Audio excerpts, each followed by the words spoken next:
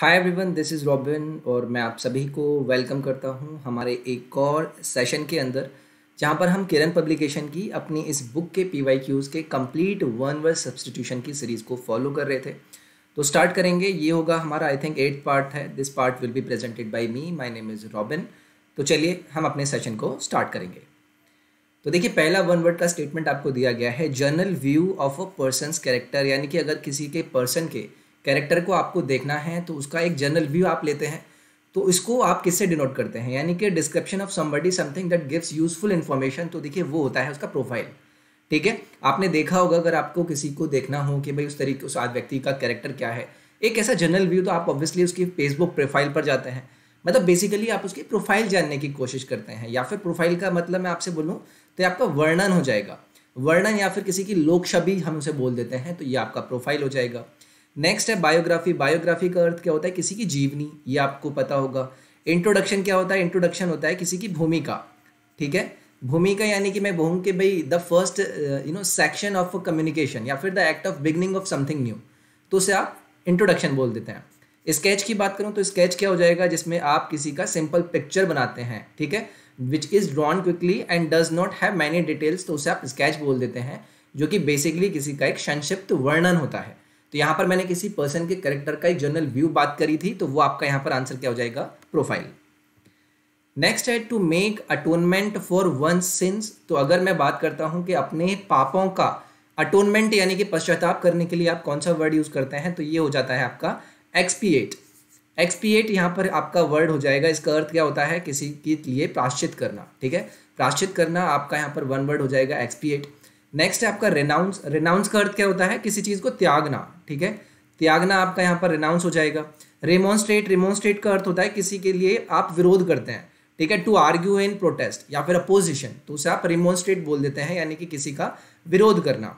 अगर मैं रिकेंट की बात करूं तो रिकेंट मैंने आपसे पिछले पार्ट में भी डिस्कस किया था। रिकेंट का अर्थ होता है किसी चीज़ से इनकार करना। ओके, और तो ये यहाँ पर हो जाएगा। जैसे अटोनमेंट की मैंने यहाँ पर बात करी थी, अटोनमेंट का अर्थ क्या होता है, किसी चीज़ का प्राश्चित करना। तो यानी कि अपने सेंस यानी पापों का प्राश्चित करने के लिए जो आप वन वर्ड यूज करते हैं, वो क्या करते हैं, एक्सपिएट। नेक्स्ट है the first public speech delivered by a person, यानी कि कभी किसी व्यक्ति के द्वारा जब पहली पब्लिक स्पीच दी जाती है तो उसे आप क्या बोलते हैं, तो देखिए इसे हम बोलेंगे मेडन स्पीच। मेडन स्पीच यानी कि उसका पहला भाषण। अगर मैं आपसे बोलूँ इनैगुरल स्पीच का अर्थ क्या होगा, तो इनैगुरल स्पीच होता है जब आप किसी चीज़ का उद्घाटन करते हैं और उद्घाटन करने के टाइम पर जो आप स्पीच देते हैं ना, उससे आप बोलते हैं इनैगुरल स्पीच। ट्रायल स्पीच क्या होता है, ट्रायल स्पीच होता है अगर आप किसी चीज़ का पहले अभ्यास करते हैं कि भाई ठीक है इसका अभ्यास कर लीजिए, टेस्टिंग कर लीजिए, तो उसको आप ट्रायल स्पीच बोल देंगे। मैराथन स्पीच क्या हो जाएगा, मैराथन स्पीच हो जाएगा आपके तरीके से कोई बहुत बड़ा लंबा चौड़ा भाषण, उसे आप मैराथन स्पीच बोल सकते हैं। नेक्स्ट है आपका एन अनइम्पॉर्टेंट पर्सन, यानी कि एक ऐसा व्यक्ति जो कि अनइम्पॉर्टेंट है आपके लिए उसकी कोई बहुत ज़्यादा महत्वता नहीं है, तो उसे आप क्या बोलेंगे। तो देखिए यहाँ पर एक वन वर्ड यूज़ किया गया है, नन एनिटी। नन एनिटी का अर्थ अगर मैं हिंदी में बताऊं तो किसी का अनस्तित्व। अनस्तित्व कैसे लिखूंगा, अनस्तित्व। ठीक है, हिंदी वैसे भी मेरी यहाँ पर सही से नहीं दिख रही है। तो नन एनिटी का अर्थ होता है कि कोई ऐसा व्यक्ति जो कि आपके लिए अनइम्पॉर्टेंट है, उसे आप बोल देंगे नन एनिटी। नेक्स्ट आपको यहाँ पर दिया गया है नन एग्नेरियन। नन एग्नेरियन का आपका अर्थ होता है, यहाँ से अगर मैं बताऊं कि तो कोई देखिए ऐसा व्यक्ति होता है ना जो 90 से लेके 99 तक की आयु के बीच में उसकी एज होती है, तो उसे आप नन एग्रेनियन बोलते हैं, एग्नेरियन। ठीक है, नेक्स्ट है आपका नन पैरल। नन पैरल का अर्थ होता है बेमिसाल। ठीक है, आपने सुना होगा ना वर्ड बेमिसाल, या फिर मैं बोल सकता हूँ बहुत ही ज़्यादा एमिनेंट, या फिर कोई बहुत कंपैरिजन के भी ऊपर चला जाए। ठीक है, उसे हम बोलते हैं नॉन पैरल, यानी कि बेमिसाल। नेक्स्ट है आपका नॉन कन्फर्मिस्ट। नॉन कन्फर्मिस्ट होते हैं देखिए एक ऐसा व्यक्ति who refuses to conform to establish standards of conduct. मतलब वो रिफ्यूज कर देता है कि आपकी ये जो स्टैंडर्ड्स हैं इन्हें कंडक्ट करने के लिए आप वहाँ पर वो मना करता है, बेसिकली इनसे रिफ्यूज करता है, तो वो हो जाएगा आपका नॉन कन्फर्मिस्ट।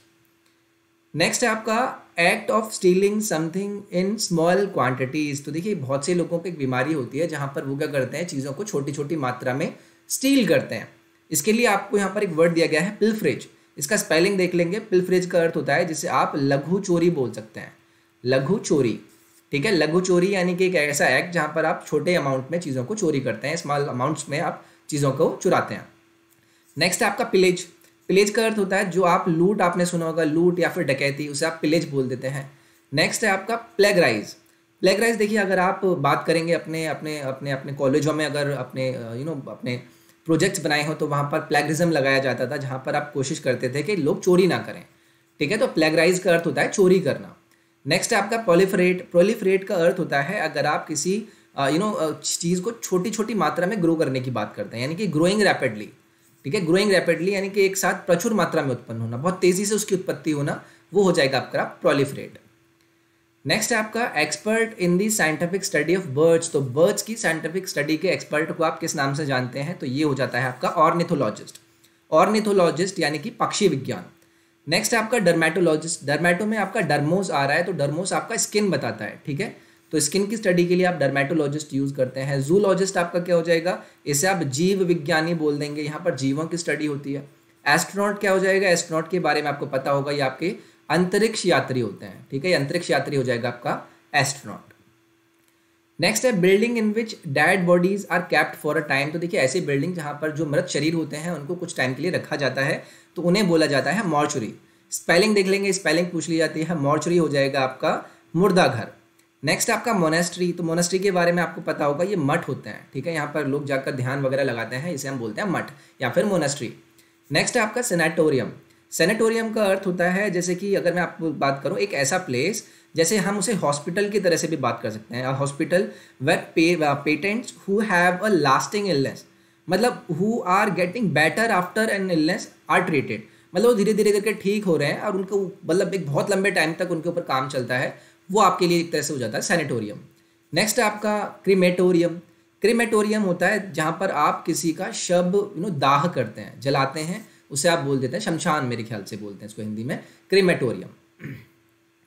नेक्स्ट है आपका the one who believes that gaining pleasure is the most important thing in life, यानी कि कुछ ऐसे व्यक्ति जो कि ये हमेशा सोचते हैं कि भाई जो संतुष्टि, प्लेजर, मतलब अगर मैं प्लेजर अपनी लाइफ में जितना ज़्यादा गेन करूँगा वही मेरे को मज़ा देगी। ठीक है, तो ऐसे लोगों को आप क्या बोलते हैं, ये आपसे यहाँ पर पूछा गया है, तो यहाँ पर ये हो जाएगा आपका हेडोनिस्ट। हेडोनिस्ट होते हैं जो सुखवादी होते हैं, हमेशा सुख ढूंढते हैं, उनको बस सुख में ही आनंद मिलता है। ठीक है, बस सबको ही आनंद मिलता है, बट कुछ लोग अपने प्लेजर, गलत प्लेजर्स को भी हमेशा इंपॉर्टेंट मानते हैं कि उनको उल्टी सीधी चीज़ें करने में भी मज़ा आता है, तो उन्हें आप बोल देंगे हेडोनिस्ट। नेक्स्ट आपका पैसिमिस्ट। पैसिमिस्ट मेरे ख्याल से आपको पता होगा, इसे आप निराशावादी बोल देते हैं। ठीक है, निराशावादी जो हमेशा नेगेटिव चीज़ें बोलते हैं। Okay, a person who always expect bad things to happen, उसे आप बोल देंगे पैसिमिस्ट। नेक्स्ट आपका मिसएंथ्रोप। ये तो देखिए बहुत ही कॉमन है, मिसएंथ्रोप हो जाएगा आपका मानवदेशी, यानी कि जो लोग, पर्सन, ऐसे लोग जो कि लोगों से घृणा करते हैं। नेक्स्ट आपका फिलिस्टीन। फिलिस्टीन होता है जो ऐसा व्यक्ति हु डज नॉट लाइक या फिर अंडरस्टैंड आर्ट या फिर लिटरेचर, मतलब इसे कला वगैरह का ना बिल्कुल बिल्कुल मतलब उसको पसंद ही नहीं होता है, ये मतलब जो संस्कृति होती है ना उसका उससे घृणा करता है, ये होते हैं आपके फिलिस्टीन।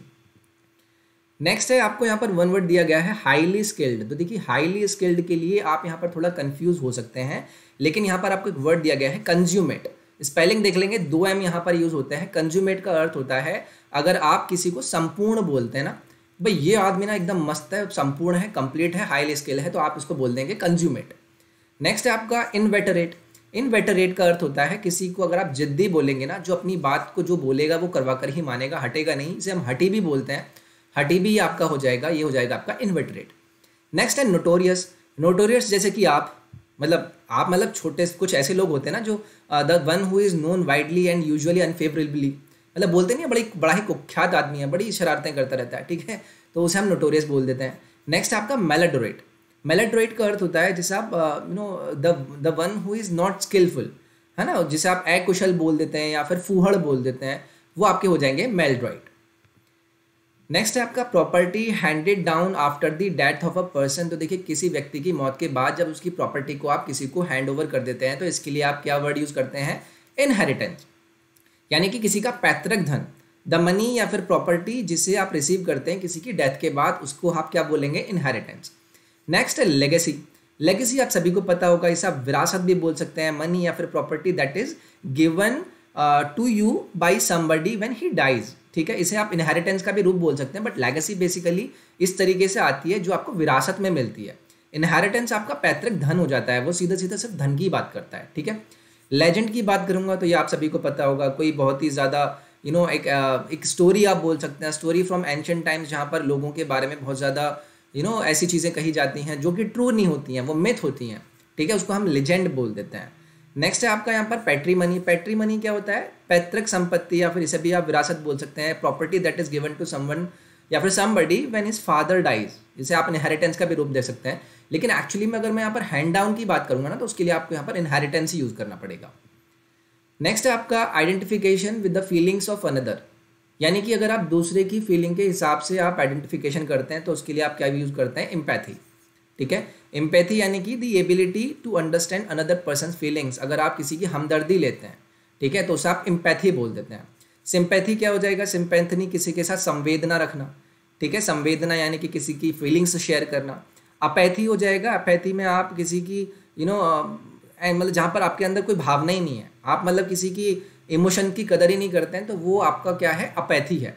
नेक्स्ट है कंपैशन। कंपैशन का अर्थ होता है a deep awareness and sympathy for another suffering. जहाँ पर आप कोई सफ़र कर रहा है और आप समझते हैं कि यार ये किस दौर से गुजर रहा होगा, तो मतलब आप उसके लिए कंपैशन कर रहे हैं, ठीक है, it is a compassion inside you. Next है इनसैटिएबल डिज़ायर फॉर वेल्थ। तो जब आप धन की इतनी ज़्यादा लालसा रखते हैं कि उसके लिए आप कुछ भी करने गुजरने के लिए तैयार होते हैं, तो यहाँ पर जो वर्ड यूज़ होता है वो होता है एवराइज। एवराइज यानी कि लालच, एक्सट्रीम डिज़ायर फॉर वेल्थ या फिर ग्रीड, उसे आप बोल देंगे एवरेज। सेल्फिश का आपको मतलब पता होगा, ईगोइस्ट, जेनरसिटी, ये सब आपको पता ही होंगे। नेक्स्ट है an action or event that happens before another important one and forms an introduction to it. तो देखिए, एक ऐसा एक्शन जो कि किसी और इम्पॉर्टेंट एक्शन से पहले हो जाता है और उसका एक इंट्रोडक्शन बनकर अपना सामने निकल कर आता है, उसे आप बोलते हैं प्रील्यूड। प्रील्यूड का अर्थ होता है जैसे मैं भूमिका बोल दूं किसी का, ठीक है, मतलब कुछ आप करने वाले थे, उससे पहले आपने एक और इवेंट कर दिया जो कि एक्चुअली में इस वाले इवेंट का एक इंट्रोडक्शन बनकर दिखा रहा है, ठीक है, तो इसको आप बोल देंगे प्रील्यूड। ओके, उसके बाद आपको यहाँ पर फॉरवर्ड, ये हमने लास्ट पार्ट में भी डिस्कस किया था। फॉरवर्ड क्या हो जाता है? आपका भूमिका का नाम ही देता है। ये बेसिकली एक शॉर्ट इंट्रोडक्टरी ऐसे होता है जो कि टेक्स्ट बुक से पहले लिखा जाता है। नेक्स्ट है आपका प्रीडिसेसर। प्रीडिसेसर्स का अर्थ होता है जो पूर्ववर्ती होते हैं, यानी कि something that precedes and indicates the approach of something या फिर समवन, उसे आप प्रीडिसेसर बोल देंगे। प्रीफिक्स आपका क्या हो जाएगा? इसे आप उपसर्ग बोलते हैं हिंदी में, ठीक है, उपसर्ग आपने सुने होंगे। An affix that is added in the front of the word. Next है computer print out sent out by a bank regarding debits and credit in your account. तो देखिए, कंप्यूटर प्रिंट आउट जो कि कोई बैंक भेजता है कि आपने कितना डेबिट किया है या कितना क्रेडिट किया है अपने अकाउंट में, उसको आप क्या बोलते हैं? वो होता है आपका स्टेटमेंट, ठीक है, स्टेटमेंट या फिर विवरण इसे हिंदी में बोलते हैं। बैंक ड्राफ्ट, ओवरड्राफ्ट, पे, ये क्या होता है? बैंक ड्राफ्ट को आप ऐसे बोल सकते हैं एक ड्राफ्ट जो कि बैंक के द्वारा ड्रॉ किया जाता है against fund deposited in other bank, मतलब आप दूसरे बैंक में क्या डिपॉजिट करना वगैरह ऐसे कुछ। ओवरड्राफ्ट क्या होता है? ओवरड्राफ्ट यानी कि खाते में जमा से अधिक रकम निकालना, मतलब आपकी जमा कम थी, उससे ज़्यादा आप रकम निकाल रहे हैं, मतलब आप ओवरड्राफ्टिंग कर रहे हैं। पेई या कौन हो जाता है? पेई होता है प्राप्तकर्ता, जिसको आप देते हैं, ठीक है, अपना कोई भी अमाउंट या जो भी चीज़, वो आप हो जाएगा पेई। नेक्स्ट है refresh and revive. Refresh and revive के लिए देखिए आपको यहाँ पर एक वन वर्ड दिया गया है, इनविगोरेट। इनविगोरेट का अर्थ होता है जहाँ पर आप किसी को जान डालते हैं किसी चीज़ के अंदर, उसके अंदर एनर्जी डालते हैं, उसे रिफ्रेश करते हैं, मतलब आप उसको क्या कर रहे हैं? इनविगोरेट कर रहे हैं। नेक्स्ट है इन्वेस्टिगेट। इन्वेस्टिगेट का आपको अर्थ पता होगा, इन्वेस्टिगेशन का अर्थ मतलब जांचना। इनवैलिडेट का अर्थ होता है आप किसी को अमान्य कर दें, मतलब ये जो चीज़ आप कह रहे थे ये आपके लिए अमान्य में है, आपने उसको नलीफाई कर दिया है, मतलब आपने उसको इनवैलिडेट कर दिया है। नेक्स्ट है आपका इनविजिलेट। इनविजिलेट का आपको पता होगा, आप एग्जाम देने जाते हैं, वहाँ पर इनविजिलेटर्स होते हैं, वो क्या करते हैं? इनविजिलेट करते हैं, यानी कि वो निरीक्षा करते हैं, निरीक्षक होते हैं। निरीक्षा करना मतलब इनविजिलेट करना। तो ये था हमारा एक और पार्ट जहाँ पर मैंने आपके साथ वन वर्ड सब्स्टिट्यूशन का डिस्कशन किया। टेलीग्राम पर जाकर जुड़ें, इंस्टाग्राम पर मैं आपको डेली पोस्ट प्रोवाइड करता हूँ। सेशन पसंद आया तो लाइक करें। मैं आपसे नेक्स्ट पार्ट में मिलूंगा। अपना ख्याल रखिए, take care, bye bye, thank you.